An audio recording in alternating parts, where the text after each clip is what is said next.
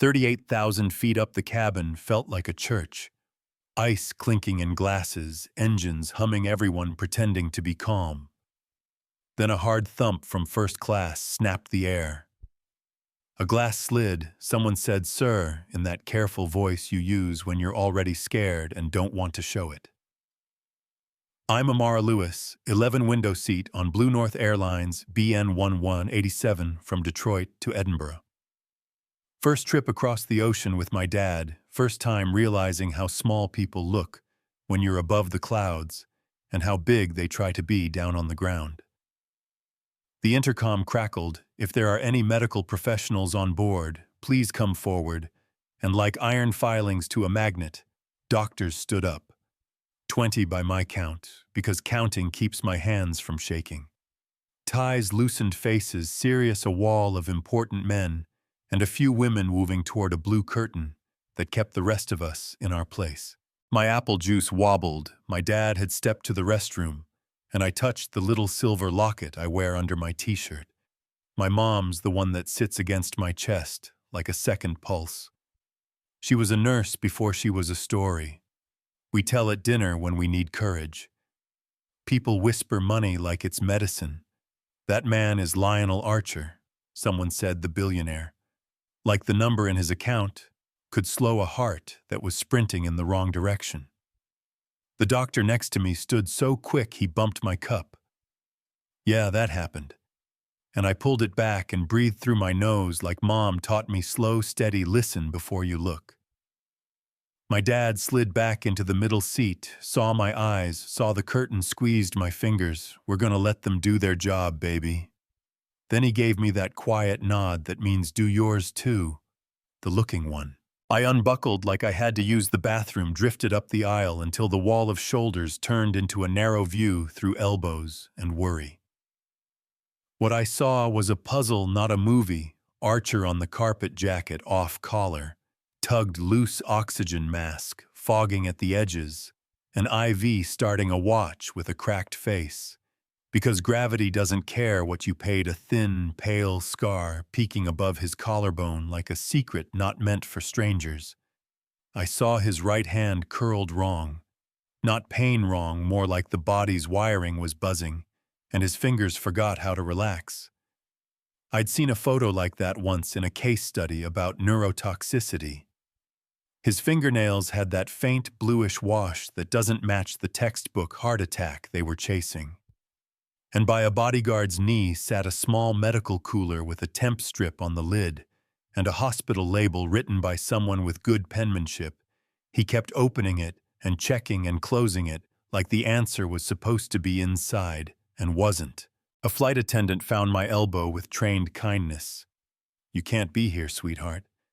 And I nodded because I know rules. I just also know the cost of following the wrong one. Back in my seat, I told Dad what I'd seen, quiet and fast.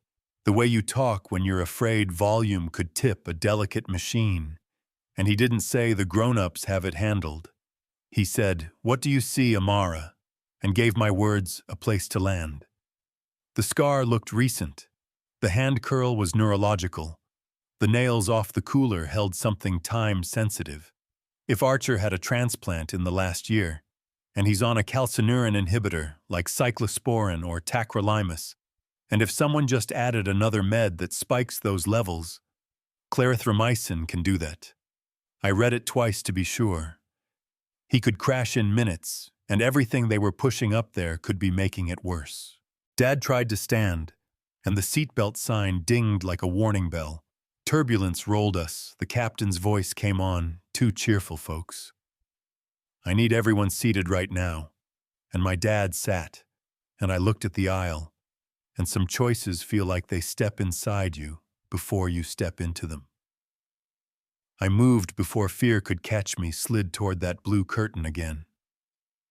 Excuse me, please," and most people didn't hear me because the room inside the room was loud with command, until one woman turned, silver streaks in dark hair bun, fixed like it could hold a hospital together, sharp eyes that didn't flinch.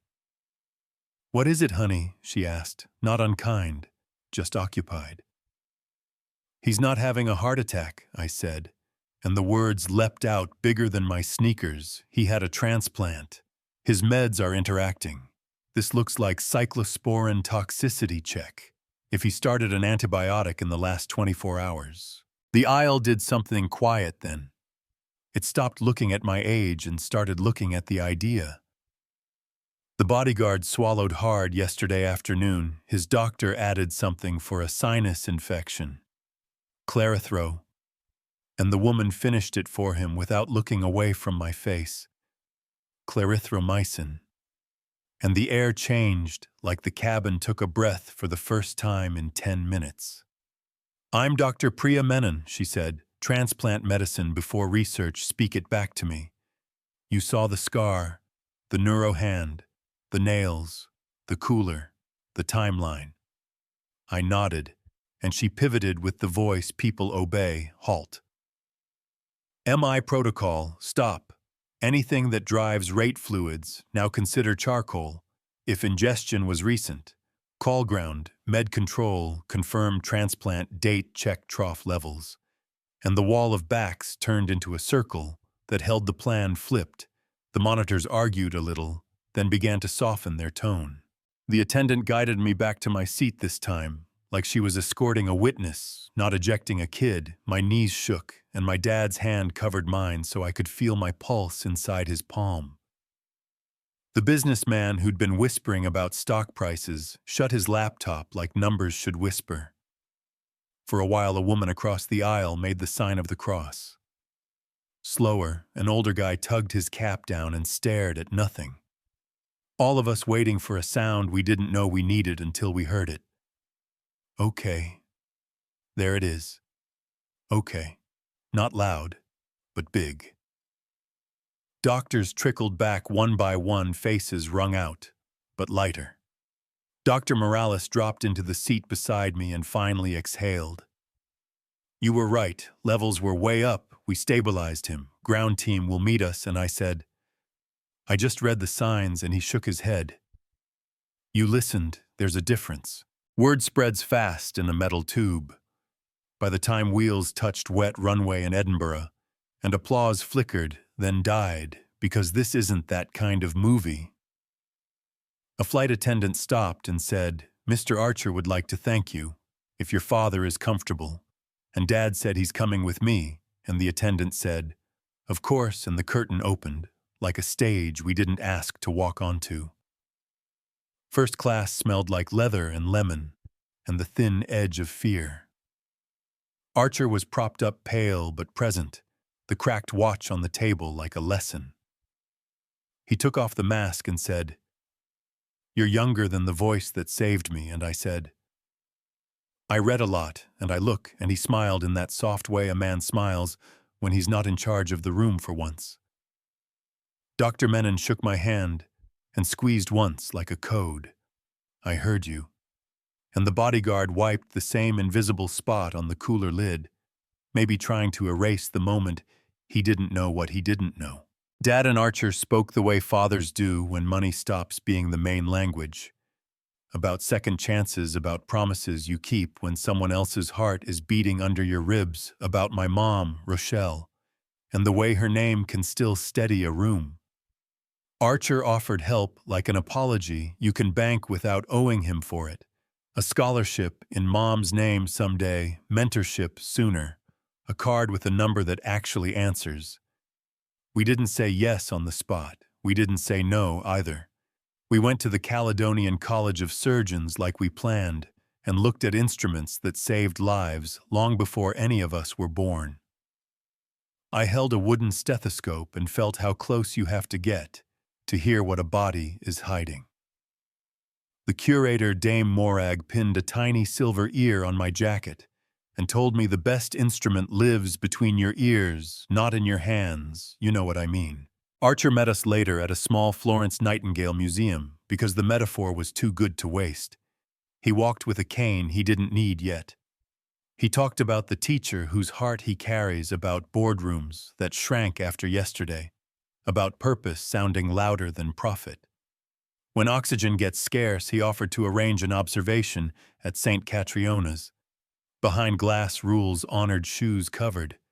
Dad said yes with conditions. Archer said of course with gratitude. And for the first time the scales felt even.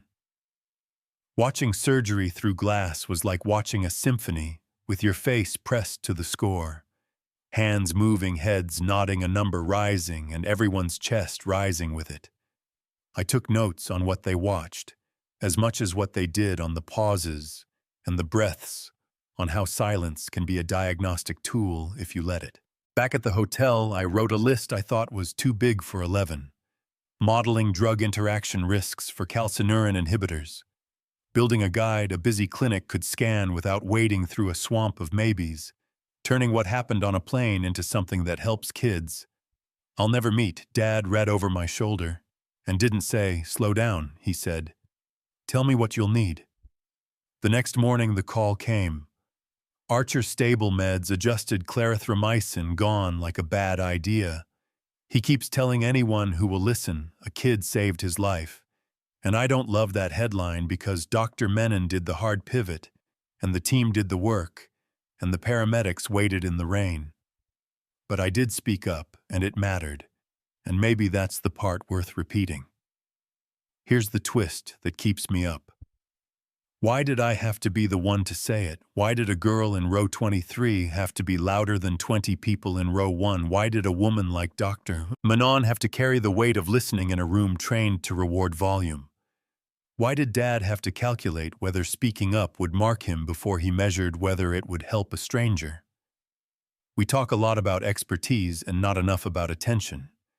We hand out titles and forget to teach ears how to work. The fund in my mom's name became more than talk. A letter with ink that smudged when Dad's hands got damp because he swears the kitchen was just humid. Yeah, that happened. And the mentorship path is real, and no money didn't fix grief or make me older than I am. It just widened the hallway a little so I can walk without my shoulders scraping the walls. That's my story. A cracked watch, a blue curtain, a cooler, a kid who spoke up when the room was full of louder people. Now I want to hear yours. Where are you watching from? And what do you think we got right or wrong up there? Should a kid break a small rule to stop a big mistake? Should those doctors have listened sooner? How much of this was bias? And how much was pressure and noise? What have you seen? At work, at school, in a waiting room. That everyone missed until someone smaller or quieter said, "Look." Drop a comment, argue with me. Tell me your version of paying attention. And if this hits something true, subscribe so we can keep telling the messy stories.